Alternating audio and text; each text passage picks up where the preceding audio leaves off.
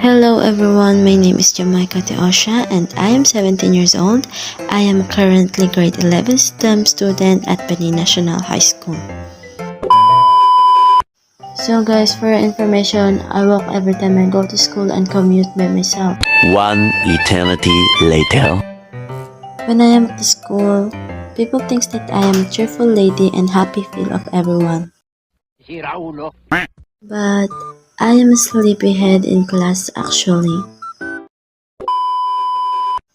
Something about me is I love walking with my friends and make a funny moments together. When I am with them, I felt so special and not alone. Thanks to my friends out there. Second thing is I do like makeup and having a conversation with my friends. And when it comes to my hobby, I like joyrides and look at the beauty of sky when it combined with the color of sunset. Because of that, I felt peace and pleasant feelings. I also like to go to seasides and give my mind some calmness. Waves reminds me life, so that seaside is one of my favorite scenes. It helps me to think without doubt. And lastly, I love singing because I am a singer. Charot. Sige nga, subukan mo. I must be crazy now. Maybe I dream too much. Hindi totoo yan.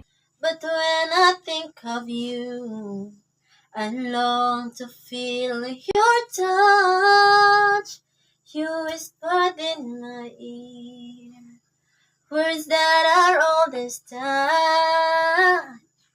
Words only you would hear if only you were mine. I wish I could go back to the very first day I saw you. Bola lang yan. Should have made my move when you look in my eyes. 'Cause by now I know that you feel the way that I do. And I whisper these words as you lie here by my side. I love you. Please say you love me too. These three words, they could change your life forever. And I promise you that we will always be together till the end of time. And that is all about me. Bye guys.